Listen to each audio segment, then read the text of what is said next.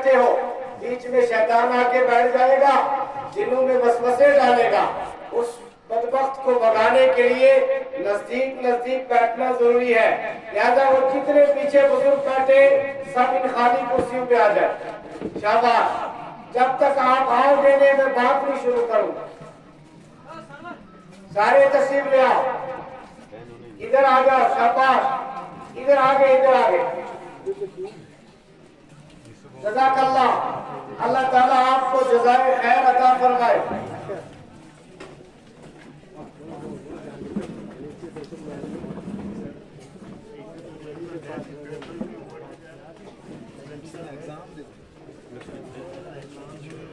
اور آگے حاجی صاحب, یہ کرسی خالی ہے. کتنی کرسیاں خالی ہیں؟ ادھر آ جاؤ جوانوں, ادھر. شاباش.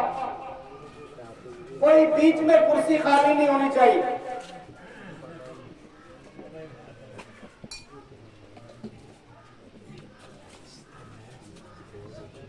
ادھر آ, ادھر ادھر بیچ میں یہ کرسیاں جو خالی ہے ادھر آ جاؤ.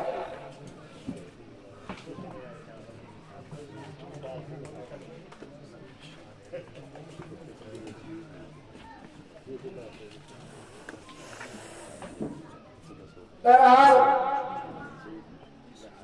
جو حضرات کھڑے ہو کر تشریف لائے آگے, اللہ تعالیٰ انہیں ڈبل اجر عطا فرمائے. انہوں نے رسول اللہ صلی اللہ علیہ وسلم کے وارثین کی بات مانی, رسول اللہ صلی اللہ علیہ وسلم کے وارثین کے خدام کی بات مانی, اور جو کھڑے ہو کر تشریف نہیں لائے اللہ انہیں توفیق عطا فرمائے کہ وہ مولویوں کی بات مانتے رہے. ٹھیک ہے انشاءاللہ. جب مولویوں کی بات مانو گے تو اللہ تعالیٰ اجر بھی عطا فرمائے گا, اور قیامت کے دن انشاءاللہ مقام اور مرتبہ بھی بلند ہوگا.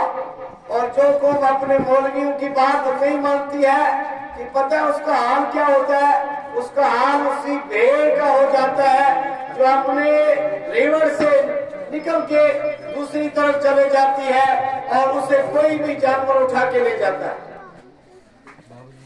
ہم کل تقریباً 2 بجے اپنے گھر سے چلے اسلام آباد سے, اور تب سے سفر کر کے کرتے کرتے رات کو کشتواڑ پہنچے, اور کشتواڑ سے پھر صبح 1-1:30 بجے کے قریب آپ کے مدرسے میں پہنچے.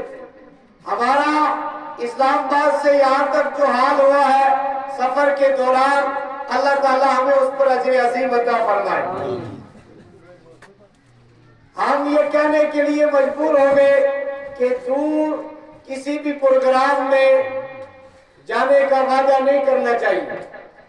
اتنا خطرناک ہم نے آج کا سفر کیا ہے, مطلب 2 دن ہو گئے سفر کرتے ہوئے, اور آپ حضرات صبح سے یہاں بیٹھے ہیں. آپ کا مقصد بھی اللہ کو راضی کرنا ہے, ہمارے سفر کرنے کا مقصد بھی اللہ کو راضی کرنا ہے. میری بڑی تمنا تھی کئی سالوں سے کہ میں ڈوڈا کشتواڑ جاؤں, وہاں کے اپنے کشمیری مسلمان بھائی بہنوں سے ملوں, ان سے گفتگو کروں. اللہ تعالیٰ نے آج مجھے توفیق عطا فرمائی کہ کئی سالوں کی میری تمنا پوری ہو گئی. اللہ تعالیٰ آپ سے ملاقات کی جو محبت اور تمنا دل میں تھی اس پر مجھے اجر عظیم عطا فرمائے. آپ کے اس علاقے کو منی کشمیر کہتے ہیں, چھوٹا کشمیر. ڈوڈا ہو, کشتواڑ ہو, بھدرواہ ہو, یہ سارے کا سارا علاقہ اگرچہ صوبہ جموں میں ہے, لیکن اس کی خوبصورتی اور یہاں کے اونچے پہاڑ اور خوبصورت جنگلات اور بہتے دریا, ہر ایک چیز کشمیر سے ملتی ہے. آپ کی زبان, آپ کا کلچر, آپ کے اٹھن اور بیٹھن کا طریقہ, آپ کے کھانے اور پینے کا طریقہ, آپ کی خوبصورتی, یہاں تک کہ آپ کے کلام اور آپ کے محبت اور آپ کی مہمان نوازی, ہر چیز ملت اسلامیہ کشمیر سے ملتی ہے. اسی لیے لوگ اسے منی کشمیر کہتے ہیں, کشمیر کا چھوٹا حصہ. اللہ تعالیٰ وہاں کے لوگوں کو بھی اپنے حفظ و ایمان میں رکھے اور یہاں کے لوگوں کو بھی اپنے حفظ و ایمان میں رکھے. ہم ساتھی آپس میں گاڑی کے اندر بات کر رہے تھے, ہم نے کہا یار ہمارا کام کرنا کشمیر میں کوئی مشکل نہیں ہے، اس لیے کہ اللہ نے ہمیں اپنے آنگن میں ہر چیز میسر کر رکھی ہے۔ آپ کو ہر محلے میں مسجد ملے گی اور ہر گھر کے ساتھ دوسرا گھر ملے گا، اور پھر چلنے کے لیے کوئی پہاڑی راستہ نہیں ہے، دشوار راستہ نہیں ہے، اور پھر جتنے بھی لوگ وہاں بستے ہیں سارے کے سارے اہل ایمان ہیں۔ آپ جو بات کرتے ہیں اس بات کو کرنے سے پہلے آپ کو ڈر محسوس نہیں ہوتا کہ میری بات کرنے میں اگر کوئی میں نے الفاظ غلط کہہ دیا تو پکڑ ہو جائے گی، اس لیے کہ آپ سمجھتے ہیں سارے لوگ اپنے ہیں اور اپنے برداشت کرتے ہیں۔ ہم باتیں کر رہے تھے کہ ان لوگوں کا کام کرنا اللہ کے ہاں ہم سے زیادہ قبول اور مقبول ہے کہ جو ان پہاڑوں میں اور پہاڑوں کے دامنوں پر اور ان چٹیل میدانوں میں اور ان جو ہے درختوں کے سائوں میں اور اس طرح ان بیابانوں میں اللہ اور اس کے رسول صلی اللہ علیہ وسلم کے دین کا کام کرتے ہیں، قرآن کی شمع کو جلائے ہوئے ہیں۔ اصل میں یہی وہ لوگ ہیں جنہوں نے رحمت عالم صلی اللہ علیہ وسلم کے اس فرمان کو پورا کیا ہے۔ میرے آقا نے فرمایا تھا کہ جب تک ہر کچے اور پکے گھر میں میرا کلمہ نہ پہنچ جائے قیامت نہیں آئے گی۔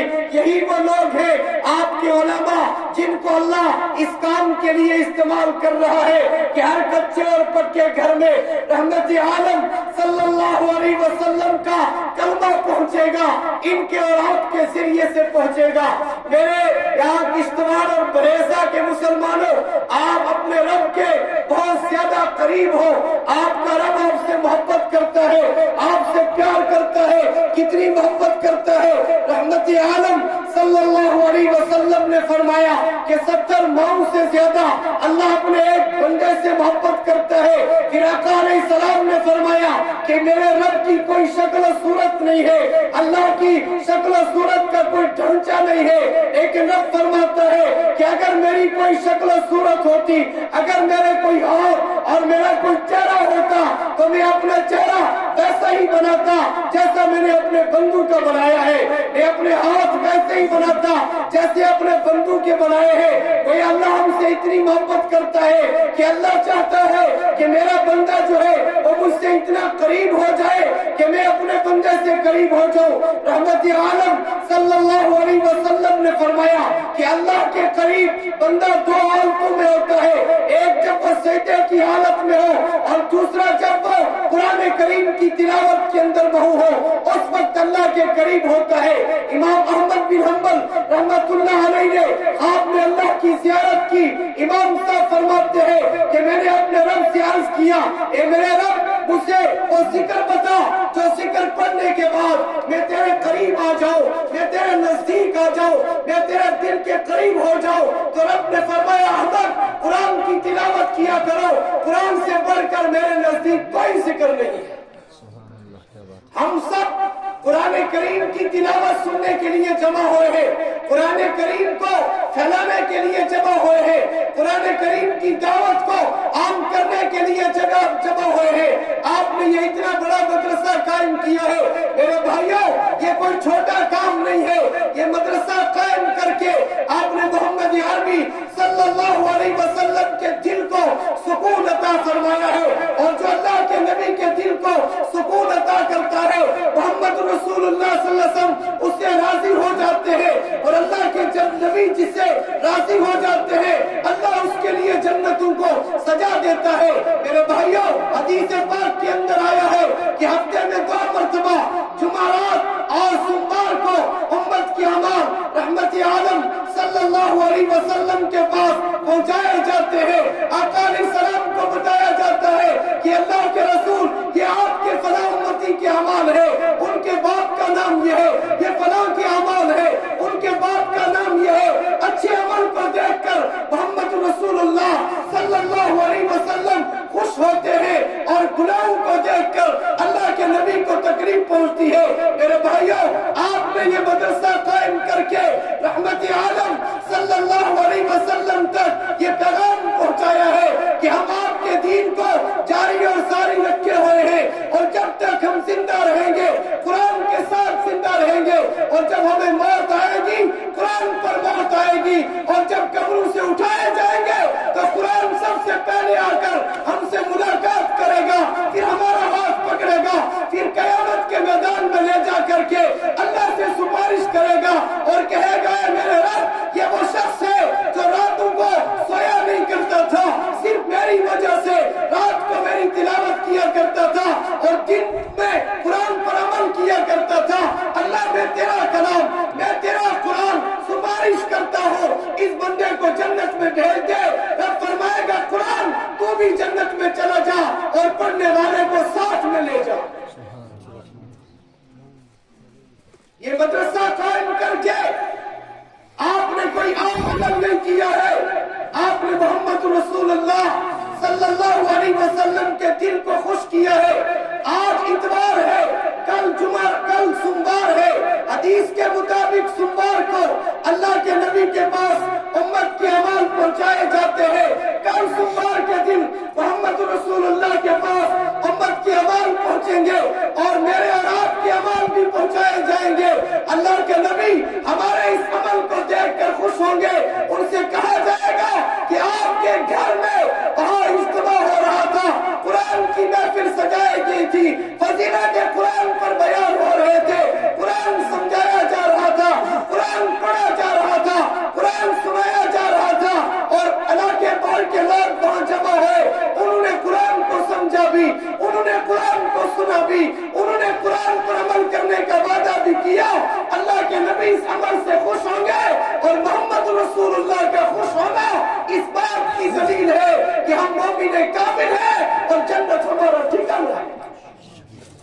میرے بھائیو، یہ مدرسہ کوئی عام جگہ نہیں ہے، یہ محمد رسول اللہ کا گھر ہے۔ جب میرے اور آپ کے آقا مکہ سے تشریف لائے اور مدینہ پہنچے، آپ نے ہجرت کی اور مدینے میں آنے کے بعد آپ نے مسجد نبوی کو تعمیر کیا۔ مسجد نبوی تعمیر کرنے کے بعد رحمت عالم صلی اللہ علیہ وسلم نے سب سے پہلے کام جو کیا وہ آپ نے دارالعلوم قائم کرنے کا کام کیا۔ آپ نے اسی مسجد نبوی کے اندر اصحاب صفہ کھولا۔ آپ میں سے جو حضرات عمرے کے لیے، حج کے لیے گئے ہوں گے، انہیں علم ہے کہ روضہ رسول کے پیچھے آج بھی وہ چبوترا موجود ہے اور اس بات کی گواہی دیتا ہے کہ یہ دارالعلوم محمد مصطفیٰ قائم کر کے گئے تھے، جس کا نام اصحاب صفہ تھا، اور اسی طرح کے دارالعلوم قیامت تک چلتے رہیں گے۔ یہ مدارس جو آج مجھے اور آپ کو نئے نظر آتے ہیں، یہ مدارس نئے نہیں ہے، یہ مدارس بہت پرانے ہیں، یہ مدارس محمد عربی کے زمانے سے چلے آ رہے ہیں۔ یہی مدارس ہے کہ جنہوں نے اللہ کے نبی صلی اللہ علیہ وسلم کے دین کو بڑھوتری کا ذریعہ عطا کیا۔ یہ مدرسہ سب سے پہلے مکہ میں دار ارقم میں کھلا، پھر جب محمد رسول اللہ اور مدرسے کا استاد اور مدرسے کا محتمین ہجرت کر کے مدینہ چلا گیا، مدرسہ ساتھ چلا گیا اور مدینے میں جا کر کے یہ مدرسہ اصحاب صفہ کے نام سے کھلا۔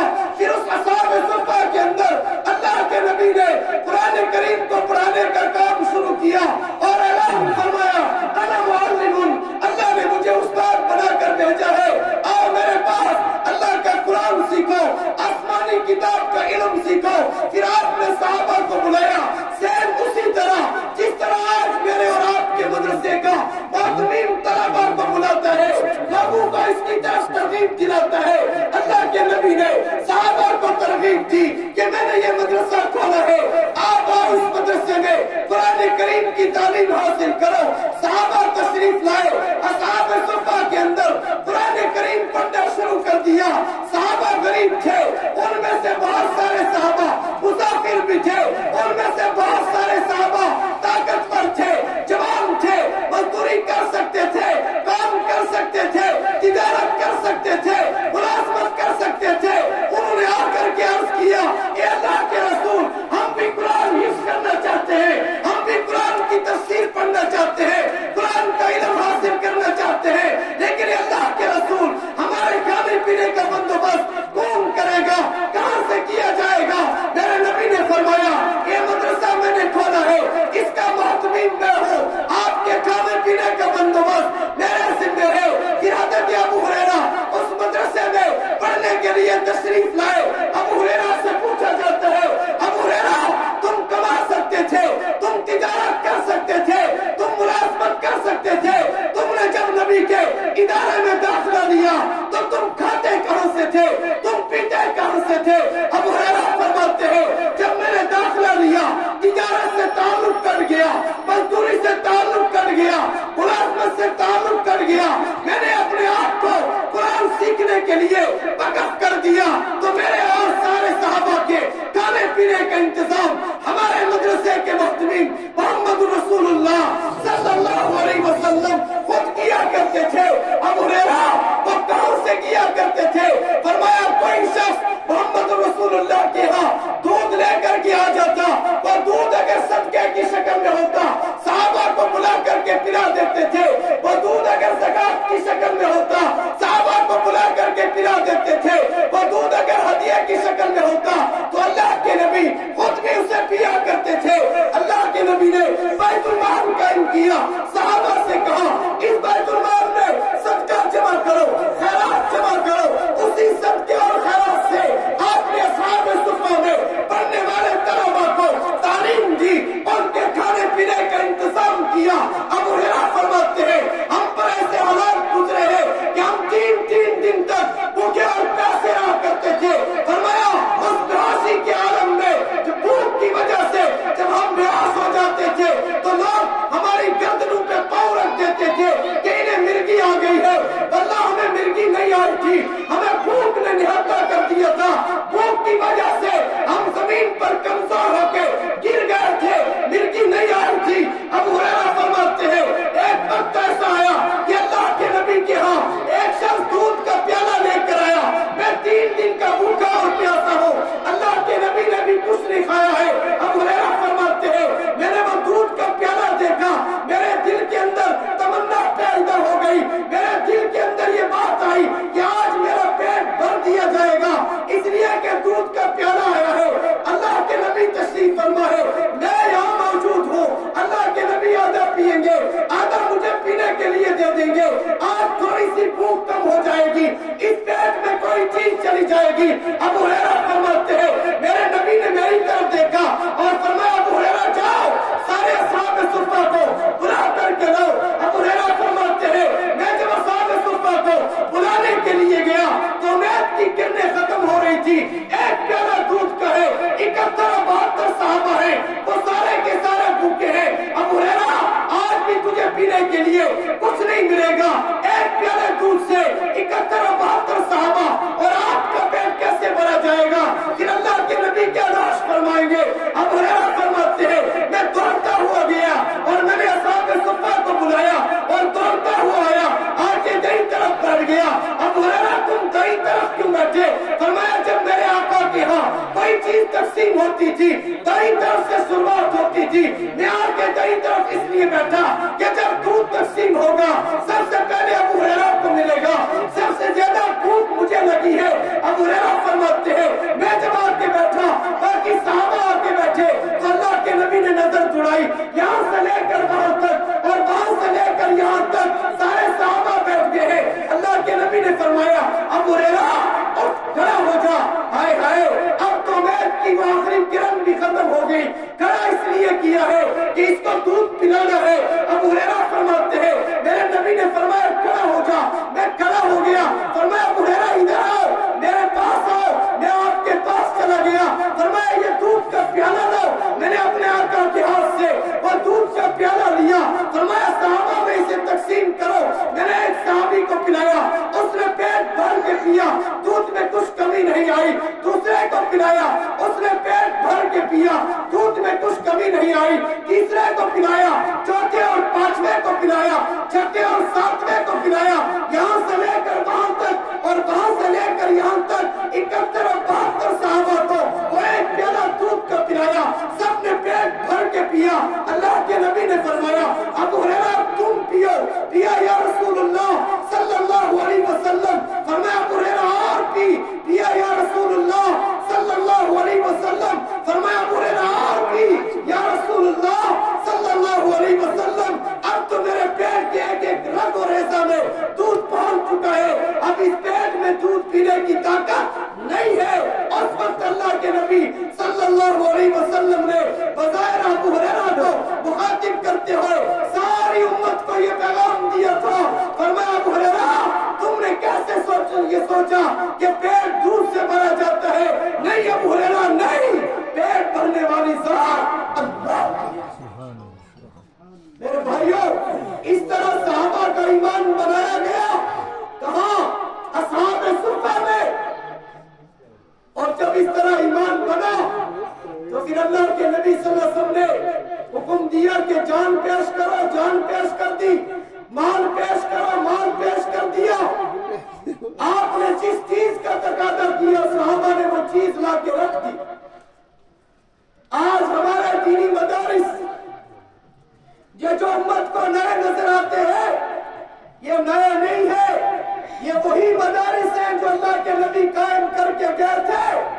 یہ سارے مدارس اسی مدرسہ اصحاب صفہ کی شاخ ہیں۔ وہاں اللہ کے نبی نے طلبہ کا چندہ کیا، ہمارے مدارس میں بھی طلبہ کا چندہ ہوتا ہے۔ اللہ کے نبی نے مدرسہ چلانے کے لیے صحابہ سے چندہ مانگا، ہمارے علماء بھی لوگوں سے چندہ مانگتے ہیں۔ اللہ کے نبی نے لوگوں سے چندے میں زکوٰۃ مانگی، خیرات مانگی، صدقہ مانگا، ہمارے علماء بھی لوگوں سے صدقہ، زکوٰۃ، خیرات مانگتے ہیں۔ اللہ کے نبی صلی اللہ علیہ وسلم کے مدرسے کے اندر صحابہ بھوکے رہتے ہیں، ہمارے مدارس کے اندر بھی جا کر کے دیکھو، آپ کو علماء بھوکے نظر آئیں گے، طلبہ بھوکے نظر آئیں گے۔ اللہ خدا کی قسم، ہم نے محمد رسول اللہ کے مدرسے کی کسی چیز کو نہیں چھوڑا، ہر سنت پہ عمل کیا ہے۔ وہ مدرسہ جو اللہ کے نبی قائم کر کے گئے تھے، دنیا کے ہر مدرسے کی طرح آپ کا یہ نور الحرمین بھی دارالعلوم اصحاب صفہ مدینہ کی شاخ ہے۔ جو اسے نیا سمجھتا ہے وہ غافل ہے، جاہل ہے، یہ نیا نہیں ہے، یہ اسی محمد عربی صلی اللہ علیہ وسلم کی کرم نوازی ہے جو انہوں نے صحابہ پہ کی تھی، اور قیامت تک یہ کرم نوازی ہر مسلمان پہ ہوتی رہے گی، ہر ایمان والے پہ ہوتی رہے گی، مدرسے کی شکل میں، عالم کی شکل۔ بات سمجھ میں آ رہی ہے آپ حضرات کو؟ آپ بتاؤ مدرسہ پرانا ہے نیا؟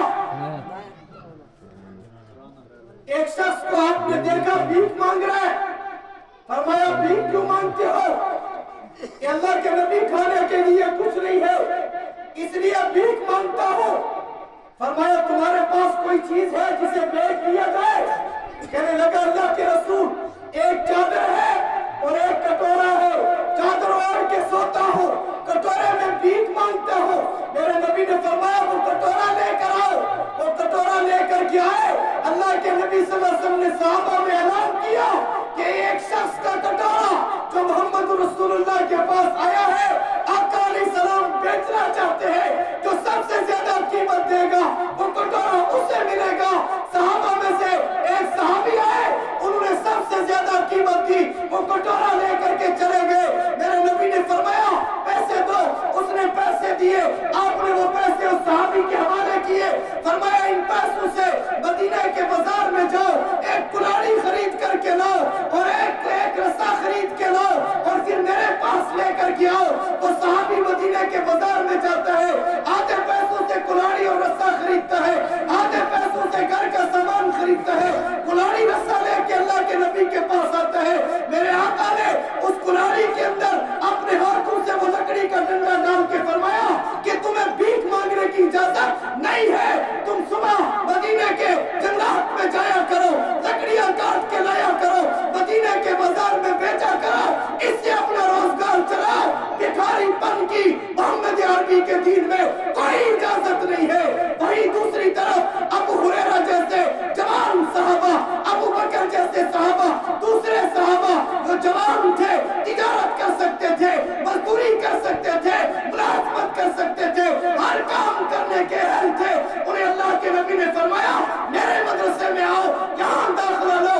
اللہ کے رسول کھائیں گے کہاں سے؟ فرمایا کھانے اور پلانے کی ذمہ داری میری ہے، مدرسہ میں نے کھولا ہے، یہ اتنے علماء بیٹھے ہیں، ان سے پوچھ لو آپ جب روایت میں پڑھتے ہو کہ اللہ کے نبی نے کہاں کہاں زکوٰۃ خرچ کی ہے، آپ کو یہ بھی ملے گا کہ اصحاب صفہ میں صدقہ و زکات خرچ ہوا ہے، اور اصحاب صفہ میں ہدیہ جو آیا اسے اللہ کے نبی نے خود بھی نوش فرمایا، صحابہ کو بھی پلایا، اور صدقہ زکات جو آئی ہے اسے صرف صحابہ کو کھلایا، اللہ کے نبی نے اسے نہیں کھایا۔ اب بتاؤ، جو لوگ کہتے ہیں کہ مدارس میں زکات نہیں لگتی، صدقہ نہیں لگتا، خیرات نہیں لگتی، وہ محمد عربی کے مخالف ہے یا نہیں؟ وہ اللہ کے نبی کے عمل کے مخالف ہے یا نہیں؟ وہ صرف اس حسد اور اس کینے کی بنیاد پر لوگوں کو گمراہ کرتے ہیں تاکہ مدرسے عام نہ ہو جائے، قرآن کی تعلیم عام نہ ہو جائے، گھر گھر صحیح قرآن پڑھنے والے پیدا نہ ہو جائے۔ انہیں صرف یہ غم کھا رہا ہے اگر مدارس عام ہو گئے، قرآن کی تعلیم عام ہو گئی، اچھے امام لوگوں کو مل گئے، توحید کہنے والے حضرات کھڑے ہو گئے، قبر پرستی سے لوگوں کا رشتہ ختم کرا دیا، ہماری دکانیں اور ہماری دوسری چیزیں ختم ہو جائیں گی۔ وہ صرف اپنے آپ کو اور اپنی دکانوں کو اور اپنے پرگنڈے کو بچانے کے لیے مدارس کے حوالے سے یہ کہتے ہیں کہ مدرسے میں زکات نہیں لگتی، صدقہ نہیں لگتا، خیرات نہیں لگتی۔ اگر یہ سب نہیں ہوتا تو ہمارے علماء نہیں کرتے، اللہ کے نبی نے یہ کر کے دکھائے ہیں۔ قیامت تک ہر عالم دین محمد عربی کی سنت پر چلتا رہے گا، اور انہی چیزوں سے ہمارے مدارس آگے بڑھتے رہیں گے۔ ہم کل بھی محمد رسول اللہ کے تھے، آج بھی محمد رسول اللہ کے ہیں، اور قیامت تک یہ امت محمد مصطفیٰ کے دین پر چلتی رہے گی۔ ہمیں کوئی ہٹا نہیں سکتا، ہماری ٹانگ کوئی کھینچ نہیں سکتا، ہمیں کوئی آزمائشوں سے ڈرا نہیں سکتا، ہماری روٹی روزی کوئی بند نہیں کر سکتا۔ ہم وہ لوگ ہیں جنہوں نے محمد رسول اللہ کی حدیث ابو ہریرہ کے ذریعے سنی ہے کہ آقا علیہ الصلوۃ والسلام اور آپ کے صحابہ اصحاب صفہ مدرسے میں قرآن پڑھا کرتے تھے، اور 24 گھنٹے بھوکا رہا کرتے تھے، بھوک اور پیاس کی حالت میں صحابہ 2 دن تک، 3 دن تک، ایک ہفتے تک اللہ کے قرآن کو حفظ کرتے تھے۔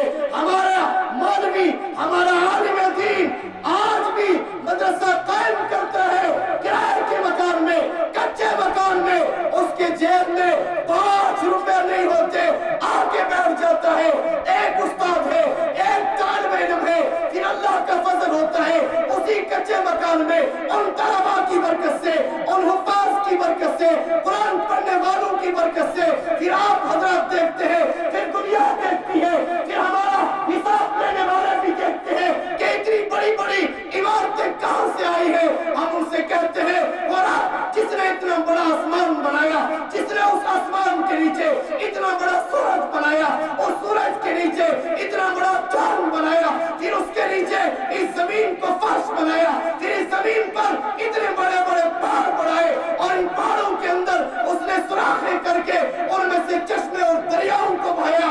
وہی رب جو یہ سب کرتا ہے آج قرآن پڑھنے والوں کے لیے بلڈنگ بھی عطا کرتا ہے، اچھے اچھے کھانے بھی عطا کرتا ہے۔ اس اللہ کا مقابلہ کوئی کر سکتا ہے؟ نہیں کر سکتا۔ ڈھونڈنے والے، جانچ کرنے والے دھنگ رہ جاتے ہیں۔ اللہ 100، 200، 300 کی زکات اور خیرات سے کتنا بڑا کام کر جاتے ہیں۔ ان کا کوئی اپنا نظم نہیں ہے، ان کی کوئی بینک نہیں ہے، ان کا کوئی بڑا ڈونر نہیں ہے۔ یہ 500 زکات جمع کرنے والے، خیرات جمع کرنے والے، پھر 200 کی امداد پر اتنی بڑی بڑی عمارتیں کھڑے کرنے والے، یہ لوگ کہاں سے آئے ہیں؟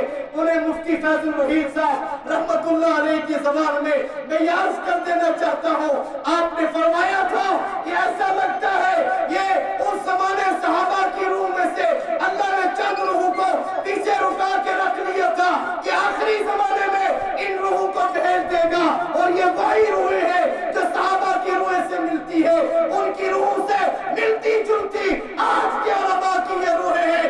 اللہ نے جن کو دنیا کے ہر کونے میں بھیج دیا ہے، یہ صحابہ کی طرح ظلم بھی برداشت کرتے ہیں، صحابہ کی طرح آزمائشیں برداشت کرتے ہیں،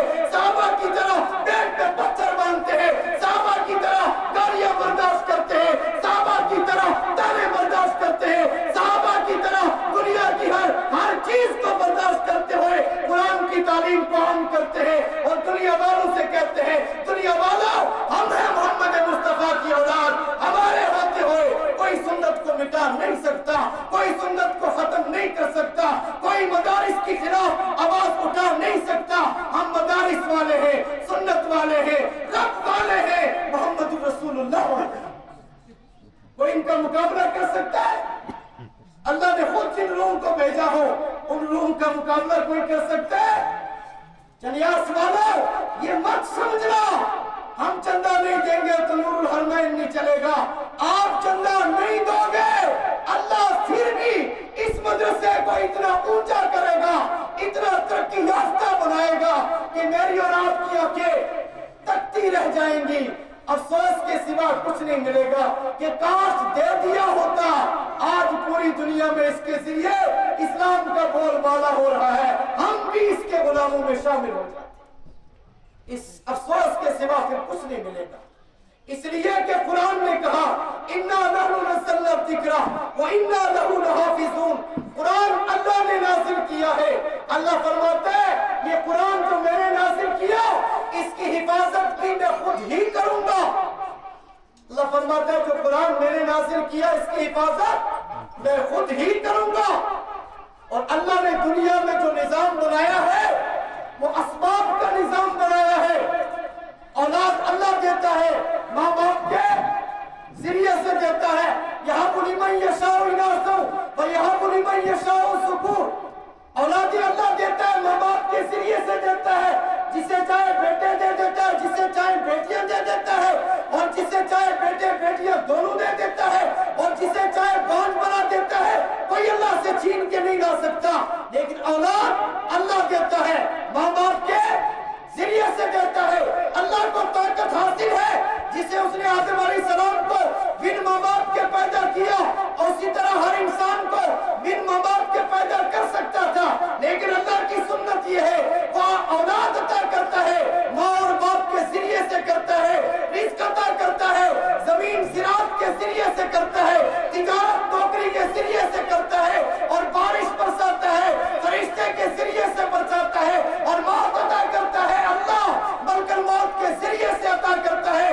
اللہ نے یہ چیز دنیا اسباب کی جگہ بنائی ہے۔ موت اللہ دیتا ہے، ملک الموت کے ذریعے سے دیتا ہے، اولاد اللہ دیتا ہے، ماں باپ کے ذریعے سے دیتا ہے، پانی اللہ برساتا ہے، فرشتے کے ذریعے سے برساتا ہے، رزق اللہ دیتا ہے، زمین کے ذریعے سے دیتا ہے، ساری کائنات کا نظام اللہ چلاتا ہے، فرشتوں کے ذریعے سے چلاتا ہے، اور انبیاء اور رسولوں تک اللہ اپنا پیغام بغیر جبریل کے پہنچا سکتا تھا، جیسے موسیٰ کلیم اللہ تک پہنچایا، لیکن اللہ نے نبیوں اور رسولوں کے لیے واسطہ اور سبب جبریل علیہ السلام کو بنایا۔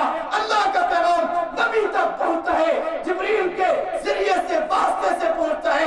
اللہ نے قرآن میں اعلان کیا اِنَّا نَحْنُ نَزَّلْنَا الذِّكْرَ وَإِنَّا لَهُ لَحَافِظُونَ۔ فرمایا قرآن میں نے نازل کیا ہے، اس کی حفاظت میں ہی کروں گا۔ یہ اسباب کی جگہ ہے، اللہ تو کیسے کرے گا؟ فرمایا قرآن کے متن کی حفاظت میں کروں گا، حافظ قرآن کے ذریعے سے کروں گا، بانے کی حفاظت میں کروں گا، عالم کے ذریعے سے کروں گا، تفسیر کی حفاظت میں کروں گا، مفسر کے ذریعے سے کروں گا، حدیث کی حفاظت میں کروں گا، محدث کے ذریعے سے کروں گا، قرات کی حفاظت میں کروں گا، قاری کے ذریعے سے کروں گا۔ میرے بھائیوں ان باتوں کو یاد رکھو، قرآن کی حفاظت اللہ کرتا ہے، متن کی حافظ کے ذریعے، معنی کی عالم کے ذریعے، تفسیر کی مفسر کے ذریعے، حدیث کی محدث کے ذریعے، قرات کی قاری کے ذریعے۔ یہ سارے لوگ جو میں نے گنوائے یہ سب قرآن کے سپاہی اور محافظ قرآن ہیں، اور دنیا کا سب سے پہلا محافظ محمد رسول اللہ صلی اللہ علیہ وسلم۔ اللہ قیامت کے دن جب کہے گا حافظ قرآن کھڑے ہو، لائن لگ جائے، سب سے پہلے اللہ کے ممبر کے ساتھ جو ممبر لوگوں کو نظر آئے گا وہ دنیا کے سب سے پہلے حافظ قرآن محمد رسول اللہ کا نظر آئے گا۔ قاری کھڑے ہو جائے، میرے آقا فرمائیں گے میں قاری ہوں، یہی بیٹھا ہوں۔ عالم کھڑے ہو جائے، میں یہی ہوں۔ مفسر کھڑے ہو جائے، میں یہی ہوں۔ محدث کھڑے ہو جائے، میں یہی ہوں۔ قرآن کے جتنے بھی شعبے جات ہیں ان تمام شعبے جات کا علم اللہ نے اکیلے محمد رسول اللہ کو کر۔ آپ हाफिज कुरान भी थे, आप आलिम कुरान भी थे, आप मुफस्सिर कुरान भी थे, आप कारी कुरान भी थे। आपको अल्लाह ने कुरान का सारा इल्म अता किया था और फिर वहां से ये शाखे और शोबे निकले। अल्लाह ने किसी को मतन का हाफिज बनाया, कुरान के मतन की हिफाजत के लिए हाफिज खड़ा किया, माने की हिफाजत के लिए आलिम को अल्लाह ने सारा तर्जुमा ज़बानी याद करा दिया, तफसीर की हिफाजत के लिए मुफस्सिर के ज़हन में सारी तफसीर डाल दी, हदीस की हिफाजत के लिए और उलमा को लाखों लाखों हदीसें ज़बानी याद करा दी और कुरान करीम की किरात की हिफाजत के लिए कई अल्लाह ने सबा कारी पैदा किए, कई असरा कारी पैदा किए और कई दूसरे कारी पैदा किए। आपको दुनिया के अंदर, आपको अपने किश्तवाड़ के अंदर, भदरवा के अंदर, जम्मू सूबे के अंदर, कश्मीर के अंदर हर जगह आपको ऐसे कारी मिलेंगे जो 10 किरातों में 10 ज़बानों में अल्लाह का कुरान पढ़ते हैं, 7 ज़बानों में अल्लाह का कुरान पढ़ते हैं। ये कौन लोग हैं? ये वही लोग हैं जिनके जरिए अल्लाह अपने कुरान की हिफाजत करा रहा है। कुरान की हिफाजत कौन करता है? अल्लाह। किसके जरिए करता है? मतन की, हाफिज के, माने की, आलिम के, तफसीर की, मुफस्सिर के, हदीस की, मुहद्दिस के, किरात की, कारी के। ये अल्लाह ने दुनिया के अंदर मुख्तलिफ नामों से ये कुरान के मुहाफिज पैदा कर रखे। मेरे भाइयों, हम सब के दिलों में इनकी कदर होनी चाहिए कि नहीं होनी चाहिए? बताओ, हाफिज कुरान जरूरी है या नहीं? आलिम जरूरी है या नहीं? माने वाला जरूरी है या नहीं? तफसीर वाला जरूरी है या नहीं? किरात वाला जरूरी है या नहीं? आपको एक वाक़या सुना के बाद खत्म करता हूं। और जो मैंने आपको ये गुफ्तगू सुनाई, इस वाक़े से आपको पता चल जाएगा कि वाक़अतन अल्लाह कुरान की हिफाजत करता है, मुसलमानों के जरिए से करता है। हजरत गिरामी, आपके इल्म में है कि जब हमारे मुल्क पर अंग्रेज ने कब्जा किया, आज से 150 पौने 200 साल पहले, तो अंग्रेज क्या मिशन लेकर आया था? अंग्रेज ये मिशन लेकर आया था, उसे नजर आ रहा था कि कुरान करीम हिंदुस्तान के अंदर तरक्की याफ्ता बन रहा है, कुरान का बोलबाला हो रहा है। यहाँ कुरान के बड़े बड़े उलमा, सुलहा, मुफस्सिरीन और मुहद्दिसीन खड़े हैं जो कुरान को सारी दुनिया में फैला रहे। उन्होंने कहा इन लोगों को खत्म करना है, बहाना बनाया, हमारे मुल्क पे कब्जा किया। आते ही उसने पूछा कि बताओ कुरान करीम को जिंदा रखने के जराए क्या है? कौन इस कुरान को जिंदा रख रहा है? उसे बताया गया कि कुरान करीम को जिंदा रखने का सबसे पहला जरिया वो किताब है जिसे कुरान याद किया जाता है। अंग्रेज को बताया गया कुरान जिंदा रखने का दूसरा जरिया वो सीना है जिसमें कुरान महफूज हो जाता है। अंग्रेज को बताया गया कुरान के जिंदा रखने का तीसरा जरिया वो मदरसा है जिसमें कुरान याद कराया जाता है। अंग्रेज ने सबसे पहला काम यह किया कि कुरान करीम को जमा किया, आधे कुरान समुद्र में डाल दिए, आधों को आग लगा के जला दी, उलमाए किराम को शहीद कर दिया। आपको हर दरख्त पे आलिम दीन और हाफिज कुरान की लाश लटती हुई नजर आएगी अगर आप तारीख हिंदुस्तान पढ़ोगे। और फिर उन्होंने तीसरा जुर्म यह किया कि सिर्फ दिल्ली शहर के अंदर उन्होंने 30,000 मदारिस को मिटा डाला। हिंदुस्तान की तारीख में लिखा है उन मदारिस और उलमा को मिटाने के बाद वो दौर आया कि जब दिल्ली के अंदर किसी का इंतकाल हो जाता था और कोई मर जाता था